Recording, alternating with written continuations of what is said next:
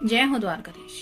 आज का टॉपिक है वैलेंटाइंस डे की उनकी दिल की बातें। तो क्या हो सकती है वो बातें, ये जानने की कोशिश करेंगे हम आज के रीडिंग से। टैरो में से हम 6 कार्ड लेंगे और ओरेकल में से 9 मैसेजेस।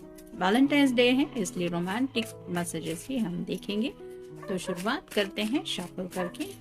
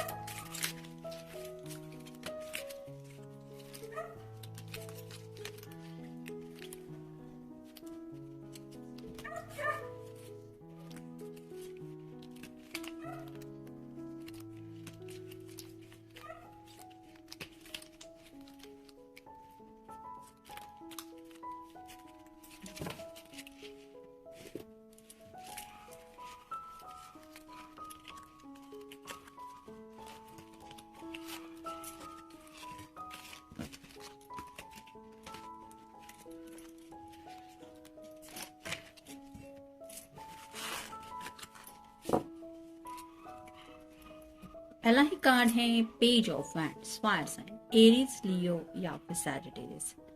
अपनी जो भी तकलीफ है उनको हवा में उड़ा देना चाहते हैं। जैसे यहाँ पे किसी को भी समझ में आ सकता है कि ये बहुत फ्री होने की कोशिश करे, जैसे इसको किसी बात की कोई फिक्र नहीं है। भले ही ये हाथ में से जो वैंड इसने उछाला है वो वापस इसके सिर पे भी क्यों ना आके गिरे, लेकिन इसको ये नहीं सोचना है कि ये कहाँ पे गिर सकता है। यानी कि टोटल फ्री एनर्जी में जिंदगी में आगे बढ़ने को लेके कुछ सोचा जा रहा है। पेज की एनर्जी है जिसकी वजह से आप थोड़ा सा समझ सकते हैं चाइल्डिश बिहेवियर भी है और एक्शन प्लान को लेके भी चाइल्डिशली ही कुछ सोच रहे हैं। फिर है द एम्परर।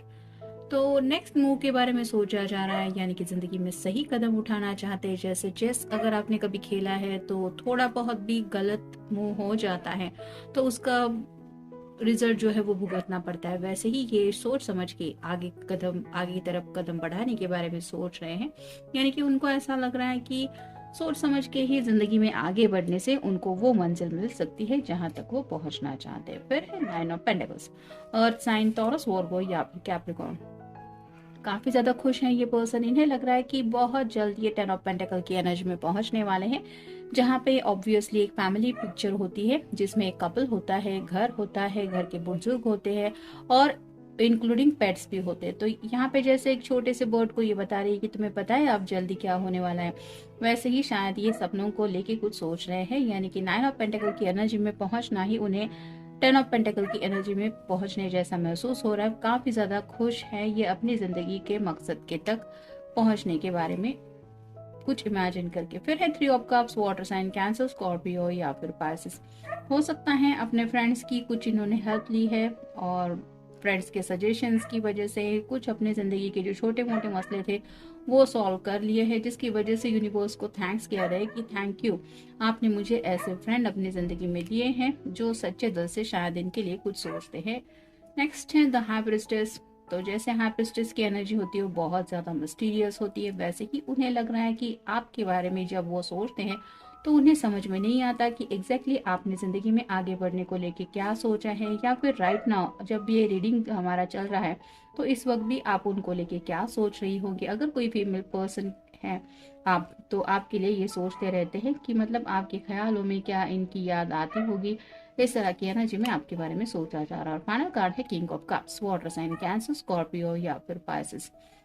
बहुत ज़्यादा इमोशनल है ये पर्सन, लेकिन इमोशनल होने की वजह से ही इतना ज़्यादा जज्बाती हो जाते हैं कि अपने प्यार को ही एक्सप्रेस नहीं कर पाते। मतलब राइट नाउ जैसे कोई अगर आपको सच्चे दिल से मिस कर रहा है तो आई मिस यू ये मैसेज भी उनसे नहीं कहा जा रहा है, या फिर आपसे मिलना चाहते थे, वो मिलना पॉसिबल अगर आज के दिन नहीं हो पा रहा तो भी एक ग्रीटिंग या फिर छोटा सा कोई एक इमोजी भी सही भेज दे कि जिससे आपको पता चले कि हाँ ये भी आपको याद कर रहे हैं। ये उनसे नहीं हो पाता क्योंकि उन्हें लगता है कि नहीं, ये उनके इस तरह से इमोशंस दिखाना सही नहीं होगा, तो अपनी इमोशंस को एक्सप्रेस करने से ये डरते हैं और उसी बात को लेके सोच रहे हैं कि मैं इतना इमोशनल आखिर क्यों हूँ। अब देखते हैं उनकी तरफ से लव मैसेज क्या है।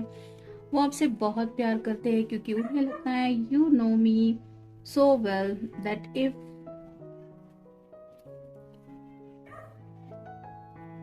Do not have to talk to express my feelings. तो उन्हें ऐसा लगता है कि आप इतना अच्छी तरीके से उनको समझते हैं या समझती है कि कई बार तो उन्हें ऐसा लगता है कि उन्हें अपनी फीलिंग्स एक्सप्रेस करने की ज़रूरत ही नहीं है। मतलब यहाँ पे अगर किसी वाटर साइन से आप डील कर रहे हैं तो उन्हें ऐसा लगता है मुझे अपनी जुबान खोलने की क्या ज़रूरत है, तुम्हें नहीं समझ में आता कि मैं तुम्हारे बारे में क्या फील करता हूँ या करती हूँ।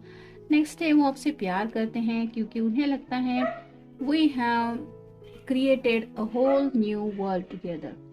तो आप दोनों की एक छोटी सी दुनिया है। मतलब आपसे जब भी वो कनेक्ट हो जाते हैं उन्हें उस दुनिया पे खो जाने का मन करता है जहाँ पे सिर्फ और सिर्फ आप दोनों की बातें होती है, आप दोनों के जज्बात रहते हैं, आपका प्यार होता है और उन्हें यकीन है कि इस प्यारी सी दुनिया में आप भी शायद दिन भर खोए रहते होंगे अगर आप दोनों एक दूसरे से मिले नहीं हैं आज के दिन तो भी।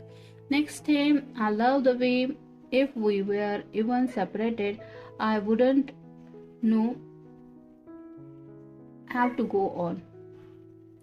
तो कई बार उन्हें ऐसा लगता है कि आप दोनों का अगर मिलना जुलना भी नहीं हो पाता, मतलब सेपरेटेड वेज में आप दोनों अपनी अपनी जिंदगी जीते हैं, फिर भी जिंदगी में आगे बढ़ने को लेके शायद आप दोनों ने एक ही प्लान सोचा है और उसी प्लान को लेके आपको भी पता है कि आपके पर्सन भी काम कर रहे हैं और आप भी शायद उसी प्लान के ऊपर काम करना पसंद करते हैं। फिर हैं वो आपसे बहुत प्यार करते हैं क्योंकि we are the most perfect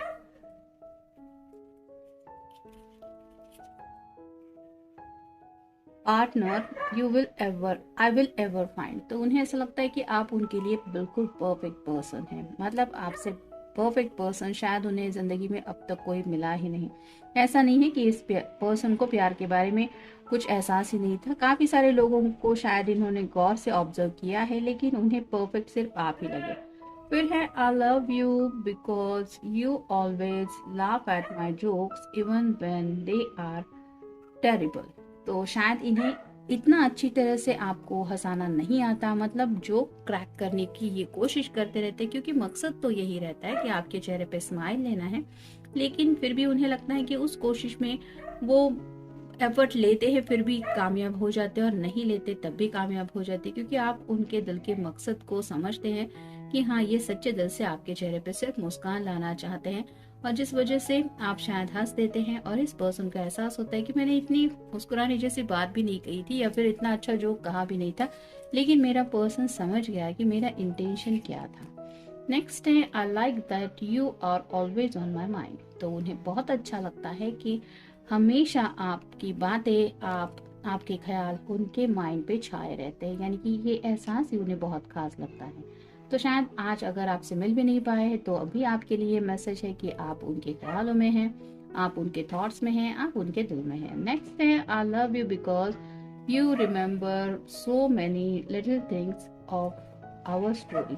तो आप दोनों की जो छोटी सी प्यार की स्टोरी है उस स्टोरी को लेके आपने बहुत सारी बातें याद रखी है। मतलब ये हुआ था, उसके बाद हम मिले थे, फिर यहाँ गए थे, फिर ये, फिर वो, इस तरह की कई सारी बातें शायद आपने पॉइंट आउट करके रखी हैं अपने माइंड में। और कभी कभार आपकी जुबान से जब ये सुनते हैं तो उन्हें एहसास होता है कि आपने कितने सारे डिटेल्स अपने दिल में छुपा के रखे हैं और या फिर उनको संभाल के रखा है, जिसकी वजह से उन्हें एहसास होता है कि ये प्यार कितना खूबसूरत एहसास है।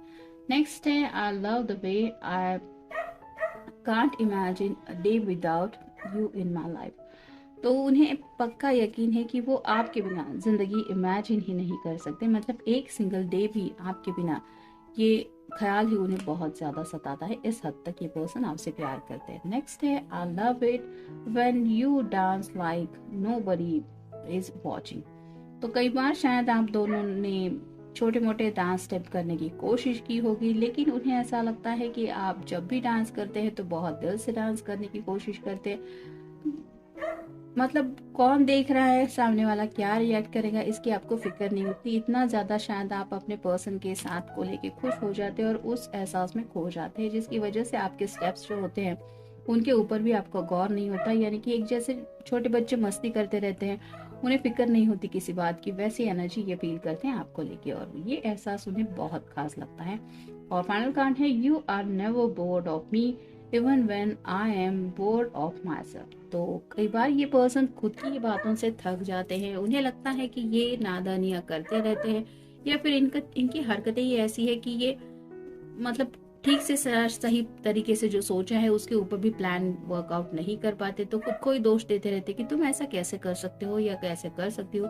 लेकिन आपकी बात जब आती है तो इन्हें एहसास होता है कि आप कभी नहीं थकते, ना ही इनकी बातें सुनने को, ना ही इन्हें झेलने को, ना ही इन्हें समझाने को। तो ये जो आपका अंदाज है कि किसी भी हालत में इस पर्सन को सच्चे दिल से समझ के लेना, भले ही उसकी गलती हो तो भी माफ कर देना, नहीं हो तो भी इस तरह से दिखाना कि चलो कोई बात नहीं, कुछ नहीं हुआ, ये जो आपका तरीका है, इससे इन्हें एहसास होता है कि आप दोनों में काफी ज्यादा अच्छी अंडरस्टैंडिंग है। और साथ ही साथ आपके लिए मेन इम्पोर्टेंट बात है, आप उनसे प्यार करती है या करते हैं, इससे बढ़कर और कुछ नहीं है आप दोनों के बीच में। और इसी बात को लेके शायद आज ये सोच रहे। तो ये था आज का रीडिंग, मिलेंगे नेक्स्ट रीडिंग में।